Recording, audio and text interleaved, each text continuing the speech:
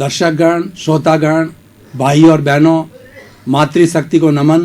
खास, विशेष, मनमोहक और जीवन को दिशा देने वाला, जीवन को नियमित करने वाला, जीवन को अच्छा बनाने वाला और हमारी भारतीय संस्कृति के मूल्यों का उत्थान करने वाला कार्यक्रम में आपका हार्दिक स्वागत है, अभिनंदन है, सत्कार है, जिससे व्यक्ति को बहुत अच्छी अच्छी खुराक मिलती है, अच्छे अच्छे गुण मिलते हैं, अच्छे अच्छे टिप्स मिलते हैं तथा अच्छी अच्छी बातें उनको प्राप्त होती है, जिससे अगर वो चाहे तो अपने जीवन की दिशा को बदल सकता है, जीवन को धन्य बना सकता है, मनुष्य जीवन की सार्थकता कर सकता है। प्रतिदिन हम पुनरुत्थान कार्य के अंदर नए नए विषयों के साथ में प्रवेश होते हैं।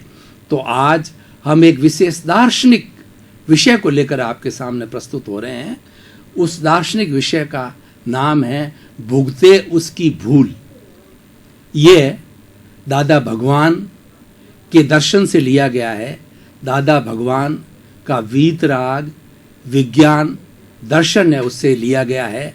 थोड़ा मैं दादा भगवान किसी व्यक्ति का नाम नहीं है, दादा भगवान एक होने वाले सर्वज्ञ का नाम है, होने वाले अगली 24वीं के अंदर तीर्थंकर उनका नाम है। इसलिए दादा भगवान के इस दर्शन से ये मैं बात बताना चाह रहा हूँ और उनका थोड़ा सा परिचय देना चाहता हूँ कि भगवान ऋषभ बहुत प्रथम तीर्थंकर हुए हैं जैन धर्म के। तो उन्होंने उनके 100 पुत्र थे, तो 99 पुत्रों को उन्होंने दीक्षित कर दिया और भरत उनका जो पुत्र था वो राज्य कार्य संभाल रहा था, वो चक्रवर्ती था। तो भरत ने भगवान ऋषभ के दर्शन किए और कहा कि पिताजी, आपने मेरे 99 भाइयों को तो दीक्षित कर दिया और उन्हें मोक्षगामी बना दिया, मोक्ष की ओर अग्रसर कर दिया, मेरा क्या हाल होगा। तो भगवान ऋषभ करुणा के सागर थे, दयावान थे। उन्होंने कहा कि मैं तुम्हें एक ऐसा दर्शन दूंगा जो कि तुम ये राजकाज करते हुए भी तुम मुक्ति को प्राप्त होंगे, मोक्ष जाओगे। और उन्होंने जो हम भगवान ऋषभ ने बताया कि हम जो ये पालन कर रहे हैं वो क्रमिक विज्ञान है। क्रमिक विज्ञान का अर्थ ये होता है कि एक स्टेप से दूसरा स्टेप, तीसरा स्टेप, चौथा स्टेप। लेकिन मैं तुम्हें जो विज्ञान, वीतराग विज्ञान दे रहा हूं वो अक्रम विज्ञान है। अक्रम का मतलब क्रम रहित। आपको स्टेप बाय स्टेप नहीं चलना है, आपको अपने पूर्व जन्म के मैं एक ऐसा ज्ञान दूंगा, उस ज्ञान के माध्यम से पूर्व जन्म के जो जितने भी है कर्म हैं वो शेष रहेंगे और भविष्य के अंदर आने वाले कर्म, यानी तुम्हारे कषाय का नाश कर दूंगा। राग, ये जो मैं अक्रम विज्ञान दूंगा वो तुम्हारे कषाय का, तुम्हारे राग देशा, तुम्हारे कर्म बंधन के मार्ग को ये रोक देगा। और जो पूर्व जन्म के अंदर तुमने कर्म किए हैं उन कर्म को जो बर्फ की तरह है, धीरे धीरे बर्फ पिघलता रहता, उस तरह से ये डिस्चार्ज कर्म जो है वो आते रहेंगे और उनको आप अपने 1 जन्म, 2 जन्म, 3 जन्म के अंदर जैसे भी हो उसको समाप्त कर देंगे। तो इस तरीके से उस वक्त के अंदर अक्रम विज्ञान के समय भगवान जो है, जो ऋषभ ने जो भरत को दिया था, उस वक्त उनके साथ के अंदर एक पुण्यशाली जीव जो कि आज दादा भगवान का जीव जिसकी मैं बात कर रहा हूँ, उस समय से इस अक्रम विज्ञान को ये दादा भगवान करते आ रहे हैं। और उनका फिजिकल भाई ये जो है उनका परिचय ये है कि इनका नाम, जो पूरा नाम था, अंबालाल मूलजी भाई पटेल, और ये सूरत के रहने वाले थे।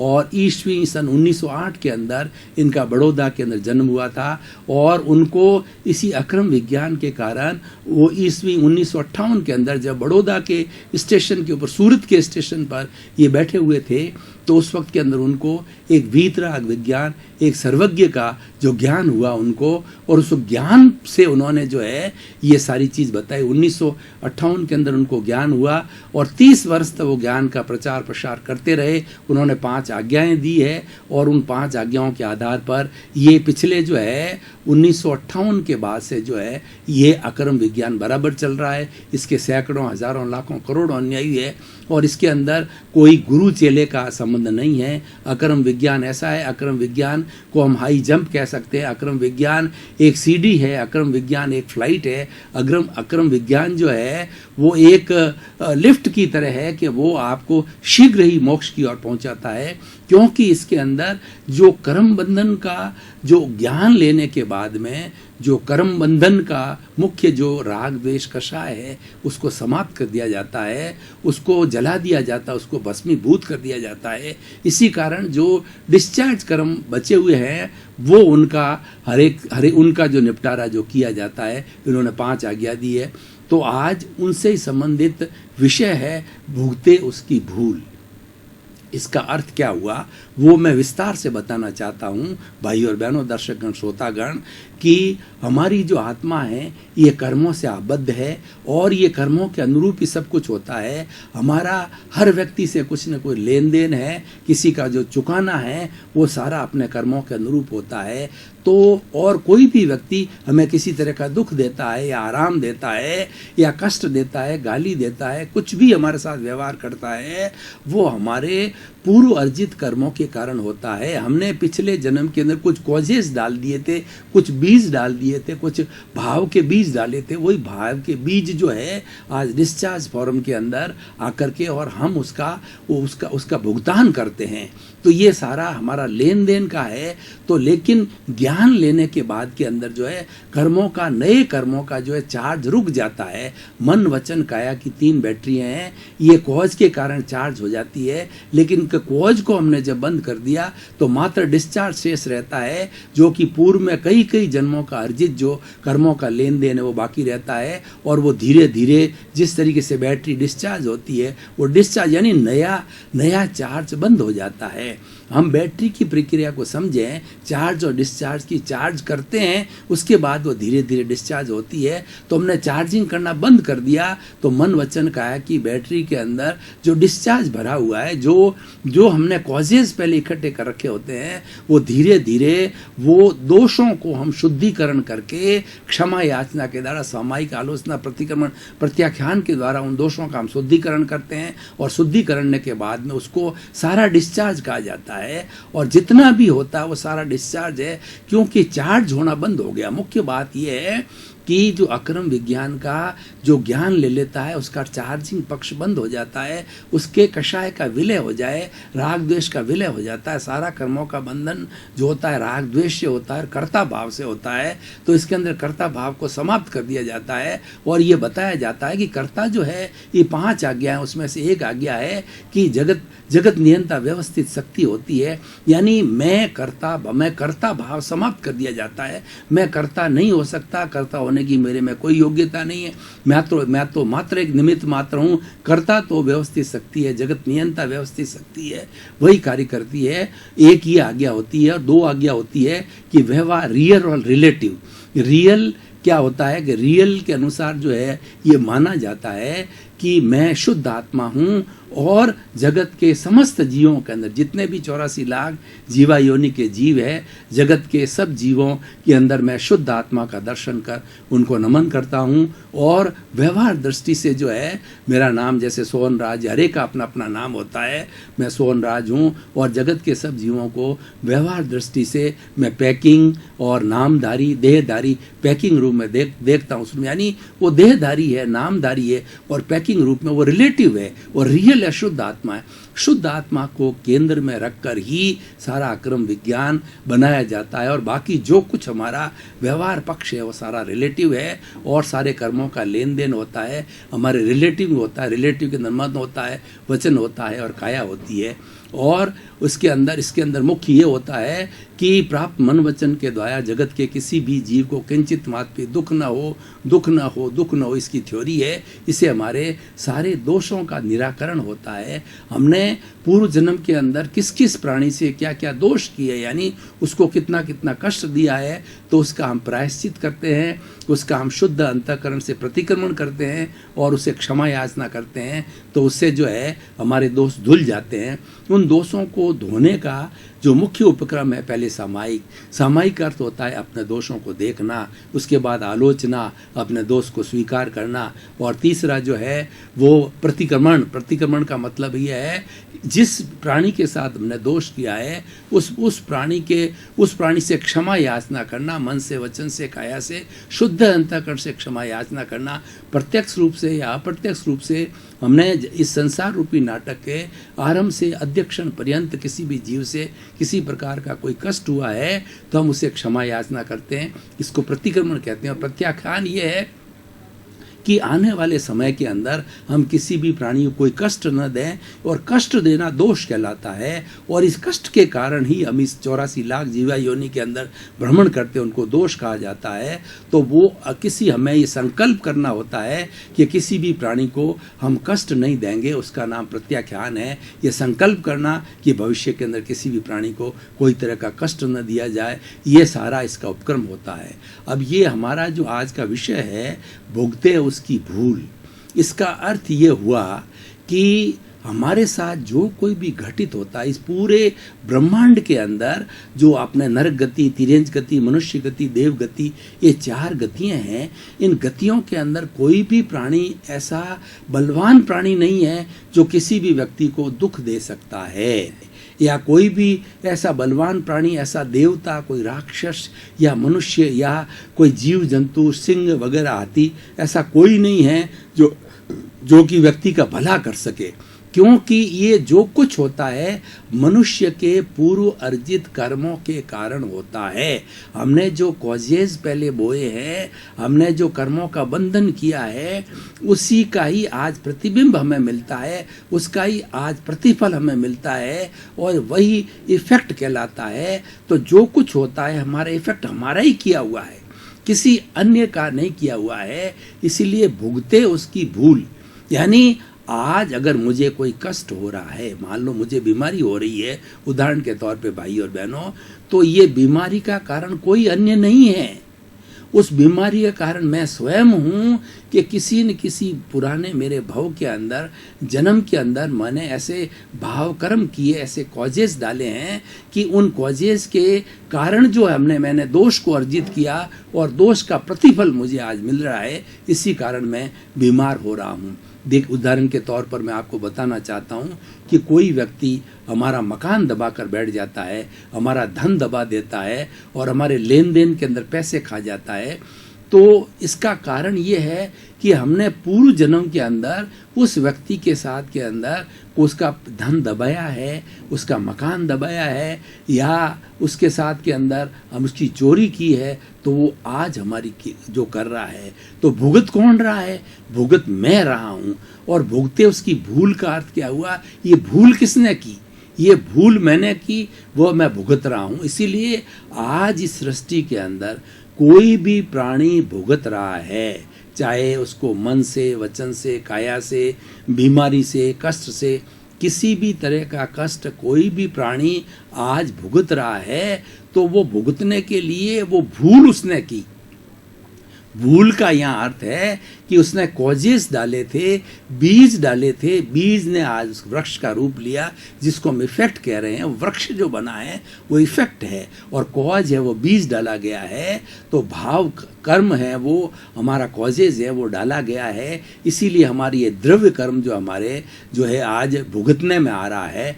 तो इस सारा का सारांश हमको एक इसको पॉजिटिव, ये जो विज्ञान है, वीतराग विज्ञान दादा भगवान का, ये व्यक्ति को पॉजिटिव बनाता है।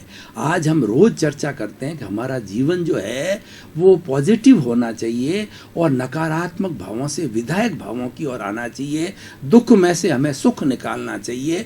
उसके लिए ये दादा भगवान का वीतराग विज्ञान का ये सिद्धांत की भुगते उसकी भूल एकदम सार्थक है, एकदम सटीक है, और ये बिल्कुल उसके ऊपर लागू होता है। पॉजिटिविटी पर लागू होता है, नेगेटिविटी को समाप्त करने पर होता है। यानी हम ये मान के चलें कि जो कुछ 100%, 0.001% भी उसमें से कोई अलग नहीं रखना है। जो कुछ मेरे साथ जन्म से मृत्यु तक होता है, अच्छा होता है या बुरा होता है, तो अच्छे, जो कुछ अच्छे के लिए तो ठीक है, व्यक्ति को अच्छा मिल रहा है तो अच्छी बात है, उसको एंजॉय कर रहा है। लेकिन जो व्यक्ति कष्ट प्राप्त कर रहा है, किसी भी तरह का कष्ट प्राप्त कर रहा है, वह उसको भुगत रहा है।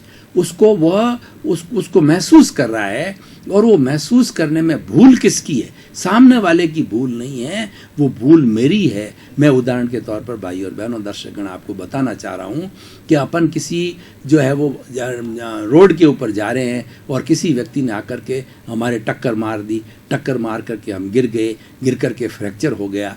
तो फ्रैक्चर हो गया तो ये जो टक्कर मारी है और मैं उसके बाद में हॉस्पिटल में जा कर के उसको भुगत रहा हूँ, उसकी वेदना को, उसके दर्द को भुगत रहा हूँ, तो ये भूल किसकी है? ये भूल मेरी है। ये जिसने टक्कर मारी है उसकी भूल नहीं है। उसके प्रति उसको शुद्ध आत्मा समझ करके उसके प्रति कृतज्ञता ज्ञापित करो कि तुम मेरा हिसाब चूकता कर रहे हो। ये हमारी एनओसी हो रही है। उस व्यक्ति को अपना दोष का शुद्धिकरण कब होता है कि जिसने आपको टक्कर मारी है उसकी शुद्ध आत्मा से प्रार्थना करते रहो, और प्रार्थना तब तक करो, इसका नाम प्रतिक्रमण है। प्रार्थना तब तक करो कि जब एकदम शुद्ध वो महसूस हो जाए। इसीलिए दादा भगवान के इस वीतराग विज्ञान के अंदर एक बहुत बड़ी बात है, वो मैं बताना चाहता हूँ कि ये 84 लाख जो जीवा योनियाँ हैं, 84 लाख जीवानी में कौन कौन सी है? 7 लाख पृथ्वी का है, 7 लाख अप का है, 7 लाख तेजस का, 7 लाख वायु का है, 10 लाख प्रत्येक वनस्पति का है, 14 लाख साधारण वनस्पति का है, 2 लाख बेन्द्रिय, 2 लाख तेन्द्रिय, 2 लाख चतुरिंद्रिय, 4 लाख नारकी, 4 लाख देवता, 4 लाख तिरेंद्र पंचेंद्रिय, 14 लाख मनुष्य की जाति, 4 गति, 84 लाख जीवा योनि के समस्त प्राणियों को संसार रूपी नाटक से अध्यक्षण पर्यंत आज दिन तक किसी भी प्राणी से, मन से, वचन से, काया से, करने से, करवाने से, अनुमोदने से किसी प्राणी को मैंने कोई भी कष्ट दिया है, प्रत्यक्ष रूप से अप्रत्यक्ष रूप से तो शुद्ध अंतःकरण से क्षमा याचना करता हूँ। और जगत के 84 लाख जीवा योनि के प्राणियों को मैं निर्दोष समझता हूँ और निर्दोष घोषित करता हूँ। यानी दोष किसी का नहीं है। 84 लाख जीवा योनि के प्राणी मेरे लिए वो निर्दोष है। इसीलिए मैं उसे प्रार्थना करता हूँ कि भाई जिस से मेरा लेन देन है मुझे जल्दी एनओसी दो ताकि मैं मुक्ति को जल्दी प्राप्त करूँ, क्योंकि मेरा लक्ष्य है मुक्ति को प्राप्त करना। और मुक्ति जब तक एक एक किसी भी व्यक्ति से हमने दोष किया है, जब तक हम एनओसी नहीं ले लेते हैं तब तक वो दोष समाप्ति नहीं होती। एनओसी के लिए भाई और बहनों, दर्शकगण, श्रोतागण, आप समझते होंगे कि कोई भी कर्मचारी, उदाहरण के द्वारा बताना चाहता हूं कि कोई कर्मचारी किसी फैक्ट्री में, किसी व्यवसाय में, किसी कॉरपोरेट के अंदर नौकरी करता है और वो उसको छोड़ना चाहता है, तो छोड़ने के बाद के अंदर जब वो दूसरी जगह के अंदर जाता है तो वहाँ के जो नया एम्प्लॉयर है वो कहते हैं उनको, भाई तुम पुराने समय के अंदर जो कार्य कर रहे थे या भले गवर्नमेंट के एक डिपार्टमेंट से दूसरे डिपार्टमेंट के अंदर तुम ज्वाइन कर रहे हो, तो दूसरा डिपार्टमेंट तुम्हें कहेगा कि वहाँ की एनओसी लाओ। एनओसी का अर्थ होता है नॉन ऑब्जेक्शन सर्टिफिकेट, कि तुम्हारा वहाँ कोई बकाया नहीं है। इसीलिए इस 84 लाख जीवा योनि के अंदर हमारा जब सब बकाया पूरा समाप्त हो जाएगा, और जो बकाया है वो कर्म कहलाते हैं, वो हमारा द्रव्य कर्म है, वो द्रव्य कर्म डिस्चार्ज कर्म है, उन सबको डिस्चार्ज कर्म बोला जाता है। और वो जब तक शेष है हमको मुक्ति नहीं होगी। उसको मुक्ति को प्राप्ति करने के लिए हमें एक एक व्यक्ति से प्रत्यक्ष रूप से, अप्रत्यक्ष रूप से एनओसी लेनी होती है। अब ये बात और है कि व्यवहार पक्ष के अंदर एनओसी चिट्ठी के द्वारा दी जाती है, एक लेटर दिया जाता है, लेकिन आत्मा के इस वीतराग विज्ञान के अंदर साक्षी से काम होता है। आप सामने वाले की जो शुद्ध आत्मा है उसकी साक्षी से क्षमा याचना करो, तो वह जो है आपको जो है वो एनओसी देता है, क्योंकि आत्मा अजर है, अमर है, अविनाशी है। आत्मा का रंग नहीं होता, रूप नहीं होता, गंध नहीं होता, वर्ण नहीं होता, जलती नहीं, मरती नहीं, कटती नहीं, तो क्या है? ये हमारी शुद्ध आत्मा है, अनंत ज्ञान वाली है, अनंत दर्शन वाली है, अनंत शक्तिमय है, और इसके साथ साथ के अंदर ये अनंत सुख का धाम है। उस अनंत सुख के धाम को प्राप्त करने को मुक्ति कहते हैं, और वही हमारा लक्ष्य है। और लक्ष्य जो है अपने उन सारे दोषों को धोने से होता है, और ये सारे दोष तभी धोए जाएंगे जब हम समाई करेंगे, आलोचना करेंगे प्रतिक्रमण करेंगे और प्रत्याख्यान करेंगे। तो भाई और बहनों, दर्शकगण, श्रोतागण, मैं आपको आज के इस बड़े ही दार्शनिक विषय के साथ के अंदर निष्कर्ष रूप में समय की अल्पता के साथ बताना चाहता हूँ कि अगर इस सृष्टि के अंदर रहने वाले 7 अरब लोग हैं, अगर सभी लोग दादा भगवान के इस वीतराग विज्ञान को समझे कि भुगते उसकी भूल, इसका मतलब ये है कि निश्चय दृष्टि से सारे जीव है वो शुद्ध आत्मा है और व्यवहार दृष्टि से वो देहधारी नामधारी पैकिंग रूप के अंदर है। और जगत का नियंता जो है वह जगत का नियंता जो है व्यवस्थित शक्ति है। और तीसरा है कि फाइलों का संभाव पूर्वक निपटारा करना, यानी हमारे सामने कोई भी व्यक्ति किसी तरह का व्यवहार करे तो वो व्यवहार कर रहा है तो हमें उसके प्रति कृतज्ञता का भाव होना चाहिए, हमें उसको दोषी नहीं देखना है। इस विषय के माध्यम से मैं बताना चाहता हूं कि दोष स्वयं के देखो, दूसरों के दोष नहीं देखने हैं। दूसरा दोषी है ही नहीं, दूसरा तो आपके कोई न कोई हिसाब है जब आपके संपर्क में आया है। भाई और बहनों, दर्शकगण, श्रोतागण, मैं आपको बताना चाहता हूं कि अचानक आपके घर के अंदर कोई व्यक्ति आता है और आपका लिखा हुआ कोई भी रुक्का लेकर के आता है, कोई लिखा पढ़ी लेकर के आता है कि आपके जो है 1 लाख रुपया मेरा बाकी और ब्याज समेत इतना पैसा हो गया, तो वो आपके हाथ का लिखा हुआ आपका एग्रीमेंट किया वो लेने आता है, तब आप उसको स्वीकार करते हैं या नहीं करते हैं?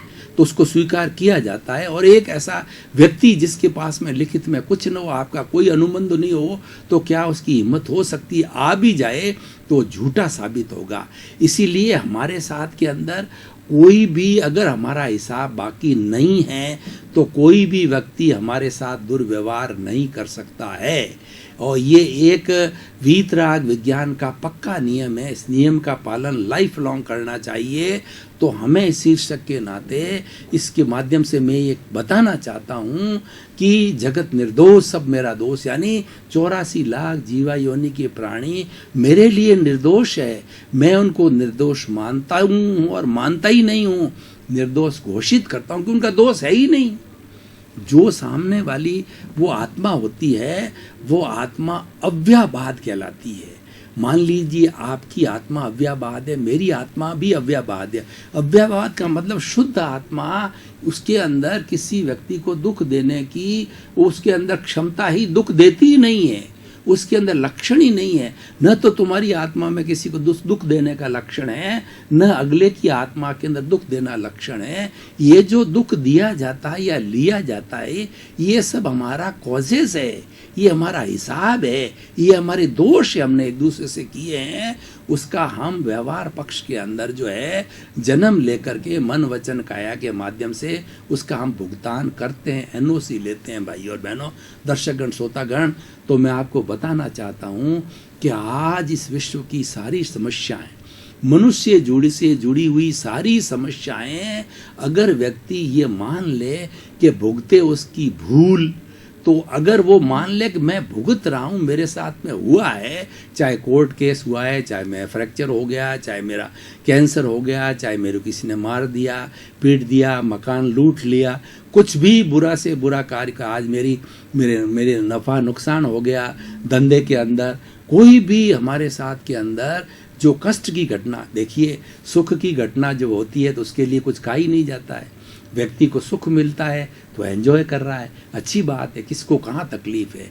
तकलीफ तो जब ये है कि अगले वाले को कष्ट होता है। कोई भी व्यक्ति आज कष्ट भुगत रहा है तो हम उसकी मदद को जाते हैं। जो आदमी आराम कर रहा है, सुखी है, उसकी क्या मदद करनी, वो किसी और की मदद करेगा। तो सारी दुनिया में जो सेवा का जो उपक्रम बनाया गया है, ये कष्ट पाने वाले अभावग्रस्त लोगों को रिलीफ देने के लिए सेवा का महत्व बताया गया है। दर्शकगण, श्रोतागण, भाई और बहनों, हम इस कार्यक्रम के अंदर ऐसे निष्कर्ष के विषय, ऐसे नीति के विषय और ऐसे हमारे शुद्ध ज्ञान ज्ञान देने वाले विषय लेते हैं और आप उसमें बहुत दिलचस्पी लेते हो। इसीलिए सारे जगत का कल्याण हो, जगत के सभी जीवों को मोक्ष मिले, जगत के सभी जीवों को सुख मिले, कोई भी जीव दुखी न रहे। सर्वे भवन्तु सुखिनः सर्वे भवन्तु निरामया। आपका जीवन आनंदमय हो, मंगलमय हो, सुखमय हो और वैराग्यमय हो, अनासक्तिमय हो। आपके प्रति मंगल भावना शुभ।